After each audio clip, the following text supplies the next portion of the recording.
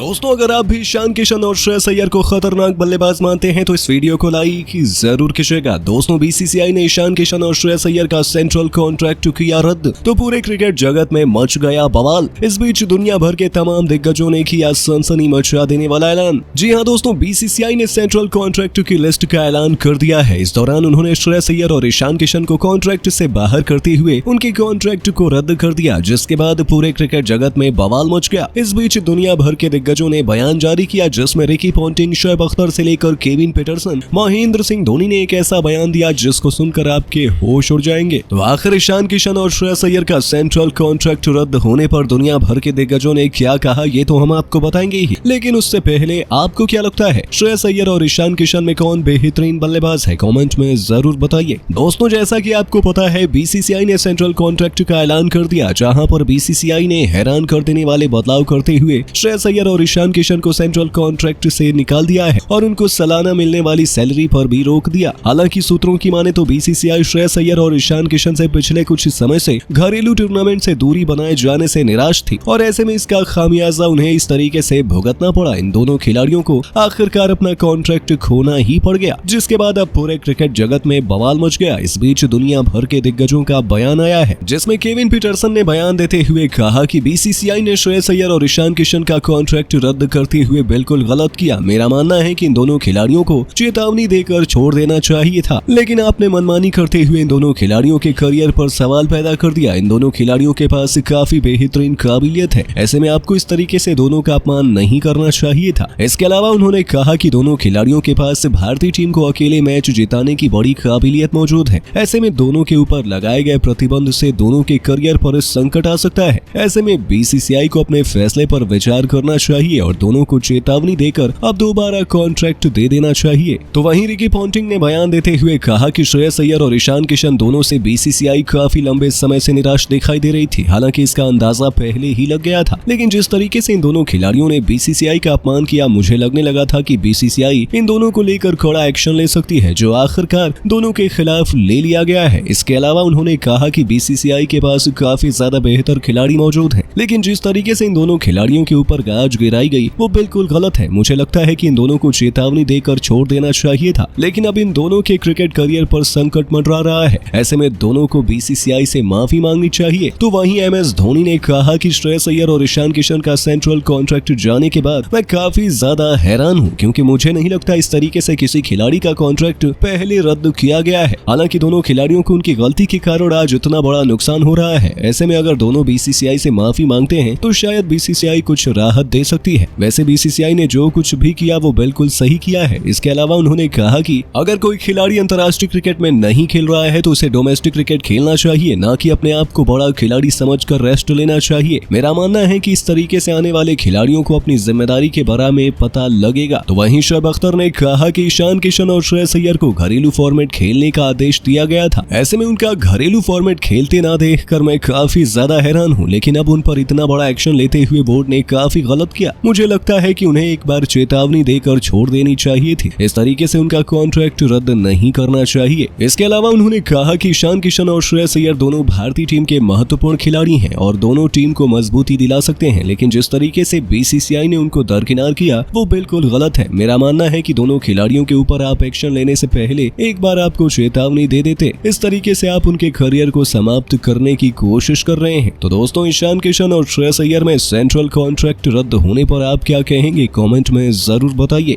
तो चलिए दोस्तों, वीडियो को शुरू करते हैं और देखते हैं कि दुनिया की सबसे अमीर क्रिकेट बोर्ड बीसीसीआई अपने खिलाड़ियों को कितने रुपए देती है। इस लिस्ट में हम आपको आज पूरी डिटेल दिखाएंगे। तो सबसे पहले हम शुरुआत करेंगे ग्रेड सी से। तो ग्रेड सी में जो खिलाड़ी होते हैं उनकी सैलरी 1 करोड़ रुपए एक साल में होती है, यानी कि जो भी खिलाड़ी ग्रेड सी में है उन्हें साल भर खेले या ना खेले उन्हें 1 करोड़ रुपए दिए जाएंगे। और स्पेशल बात, कॉन्ट्रैक्ट में उन्हीं खिलाड़ियों की जगह दी गई है जिन्होंने भारत के लिए कम से कम 3 टेस्ट मैच या फिर 8 वनडे या फिर 10 टी20 इंटरनेशनल मैच खेले।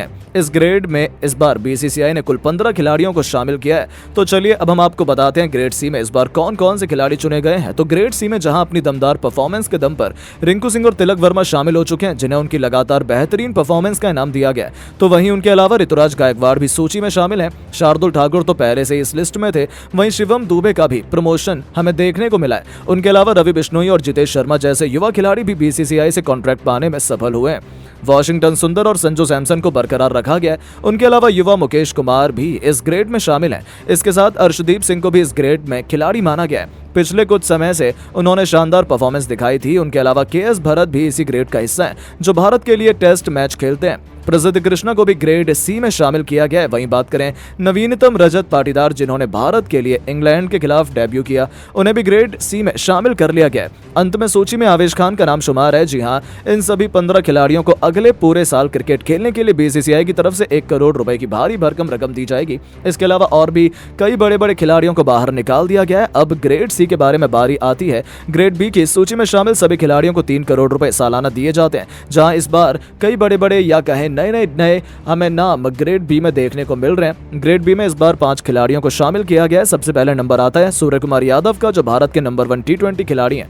ऐसे में उन्हें 3 करोड़ देना कहीं ना कहीं उनके साथ नाइंसाफी है। तो वहीं उनके साथ साथ इस सूची में ऋषभ पंत, जो पिछले 1 साल में क्रिकेट नहीं खेले हैं, रोड एक्सीडेंट के चलते उन्हें भी ग्रेड ए से डिमोट कर ग्रेड बी में शिफ्ट कर दिया गया है।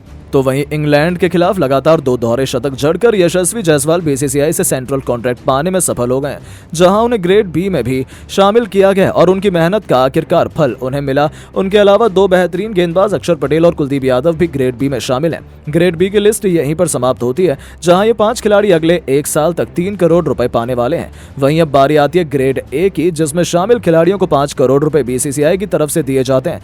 ऐसे में इस बार इस सूची में 6 नाम शामिल हैं, जहां पर मोहम्मद सिराज से लेकर केएल राहुल को प्रमोशन दिया गया है। जी हां, सबसे पहले तो इस सूची में रविचंद्रन अश्विन का नाम आता है, जो दुनिया के नंबर 1 गेंदबाज हैं। उनके अलावा वर्ल्ड कप में तहलका मचाने वाले मोहम्मद शमी भी ग्रेड ए में शामिल हैं। हालांकि वो अगले कुछ समय तक क्रिकेट नहीं खेलेंगे, लेकिन वर्ल्ड कप के लिए वो भारत के अहम हथियार साबित होने वाले हैं। उनके अलावा मोहम्मद सिराज भी अब शमी और अश्विन के साथ ग्रेड ए में शामिल हो चुके हैं। ये उनके लिए प्रमोशन की तरह है। उनके अलावा केएल राहुल भी प्रमोशन उनको दिया गया है। आखिर हो भी क्यों ना, वो टीम के उपकप्तान भी हैं। तो वहीं शुभमन गिल भी अब ग्रेड ए की सूची में शामिल हो गए हैं। ये उनके लिए किसी सपने से सच होने जैसा है। उनके अलावा बेहतरीन ऑलराउंडर हार्दिक पांड्या भी ग्रेड ए के खिलाड़ी हैं। वो अधिकांश समय टीम से बाहर रहते हैं, लेकिन फिर भी बीसीसीआई उन्हें 5 करोड़ रुपए सालाना देने के लिए तैयार है। इसी के साथ ग्रेड ए लिस्ट भी खत्म होती है।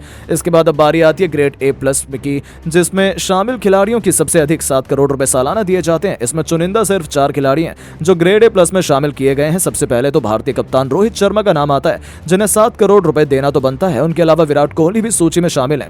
यानी कि टीम इंडिया की बैकबोन रोहित और कोहली सबसे ज्यादा पैसे बीसीसीआई से ले रहे हैं। उनके अलावा भारतीय क्रिकेट टीम के सबसे घातक तेज गेंदबाज जसप्रीत बुमराह भी ग्रेड ए प्लस के खिलाड़ी हैं। तो वहीं चौथा नाम जिसका है वो सुनकर शायद आपको भी हैरानी हो, चौथे खिलाड़ी के रूप में इस सूची में मौजूद है रविंद्र जडेजा, जो दुनिया के नंबर 1 ऑलराउंडर है और बीसीसीआई भी उनकी कीमत को बखूबी जानते हुए सालाना उन्हें 7 करोड़ रुपए देने को तैयार है। यानी कि दोस्तों, ये सभी खिलाड़ी अगले 1 साल के लिए बीसीसीआई से करोड़ों रुपए कमाने वाले हैं। लेकिन वहीं बीसीसीआई ने कई खिलाड़ियों को कॉन्ट्रैक्ट से बाहर का रास्ता भी दिखाया है, जिसमें ईशान किशन और श्रेयस अय्यर का नाम शामिल है। इन दोनों को बीसीसीआई ने कॉन्ट्रैक्ट नहीं दिया है। पिछली बार के कॉन्ट्रैक्ट में ये दोनों खिलाड़ी थे, लेकिन रणजी ट्रॉफी का हिस्सा नहीं बनने के कारण बीसीसीआई उनसे काफी खफा थी और अब उन्हें इसका खामियाजा भी भुगतना पड़ा है। जहां पिछली बार ग्रेड बी में रहने वाले अय्यर और ग्रेड सी में रहने वाले किशन को अब बीसीसीआई ने एक फूटी कौड़ी भी नहीं देने का मन बनाया है। तो दोस्तों, देखा आपने कैसे दुनिया के सबसे अमीर क्रिकेट बोर्ड ने अब अपने खिलाड़ियों को माला माल बनाने का मन बनाया है। लेकिन अब आपको क्या लगता है कि क्या सरफराज और ध्रुव जुरैल को भी कॉन्ट्रैक्ट मिलना चाहिए? किसके साथ नाइंसाफी हुई है? अपनी राय नीचे कमेंट बॉक्स में जरूर बताएं। दोस्तों, जैसा कि आपको पता है, भारत और इंग्लैंड के बीच टेस्ट सीरीज खेली जा रही है। इस दौरान टेस्ट सीरीज के अंदर भारतीय टीम ने इंग्लैंड के खिलाफ पहले टेस्ट मैच में 28 रन से हार का सामना किया और उसके बाद दूसरे टेस्ट मैच के अंदर भारतीय टीम ने 106 रन से जीत हासिल की और तीसरे टेस्ट मैच के अंदर भारतीय टीम ने 434 रन से मैच को अपने नाम किया। हाल ही में खेले गए चौथे टेस्ट मैच में भारतीय टीम ने 5 विकेट से जीत दर्ज करते हुए सीरीज को जीत लिया और बढ़त कायम कर ली। इसके बाद अंतिम टेस्ट मैच धर्मशाला के मैदान पर 7 मार्च से खेला जाने वाला है, जिसके लिए दोनों टीम पूरे तरीके से तैयार हो चुकी है। लेकिन इस बीच सीरीज जीत के साथ आईसीसी ने ताजा रैंकिंग जारी कर दी है। इस दौरान अब आईसीसी रैंकिंग्स के अंदर भारतीय खिलाड़ियों ने अपने बेहतर प्रदर्शन के जरिए सभी को प्रभावित करते हुए पूरी दुनिया को अपना दीवाना बना लिया है। दरअसल आईसीसी की ताजा रैंकिंग आज जारी हो चुकी है। दरअसल आईसीसी के रैंकिंग्स के अनुसार यशस्वी जायसवाल इस मैच से पहले 15 पायदान पर थे। ऐसे में यहाँ पर 73 रन की बेहतरीन पारी खेलने के साथ पिछले दूसरे और तीसरे टेस्ट मैच के अंदर दोहरा शतक लगाने के बाद उनका काफी बड़ा फायदा हुआ और अब वो 12 नंबर पर आ चुके हैं। इस दौरान कप्तान रोहित शर्मा की जगह लेते हुए उन्होंने सभी को हैरान कर दिया। इस कप्तान रोहित शर्मा 12 की जगह 13 नंबर पर आ चुके हैं। दूसरी तरफ से भारतीय टीम के लिए सीरीज में बेहतर प्रदर्शन करते हुए दिखाई दिए सरफराज खान 75 पायदान पर आ चुके हैं, जो अपने पहले ही मैच में सभी को प्रभावित कर रहे हैं। वहीं ध्रुव ने भी काफी ज्यादा बेहतर प्रदर्शन करते हुए सभी को प्रभावित किया है और अब वह भारतीय टीम की टेस्ट रैंकिंग के अंदर 84 नंबर पर आ चुके हैं। हालांकि भारतीय टेस्ट रैंकिंग में विराट कोहली अभी भी भारतीयों में सबसे ऊपर 8वें के बजाय नंबर 9 पर अपनी अनुपलब्धता के चलते आ चुके हैं। हालांकि इन बल्लेबाजों के अलावा गेंदबाजों में भी काफी बड़ा बदलाव देखने को मिला, जहां पर जसप्रीत बुमराह अभी भी पहले पायदान पर मौजूद हैं। अपने शानदार प्रदर्शन के जरिए वो भारत को मजबूती दिला चुके हैं। हालांकि चौथे मैच में वो टीम से बाहर थे, लेकिन फिर भी उन्होंने सभी को प्रभावित किया और भारतीय टीम के महान स्पिनर रविचंद्रन अश्विन दूसरे नंबर पर, रवींद्र जडेजा 6 नंबर पर पहले की तरह फिलहाल मौजूद है।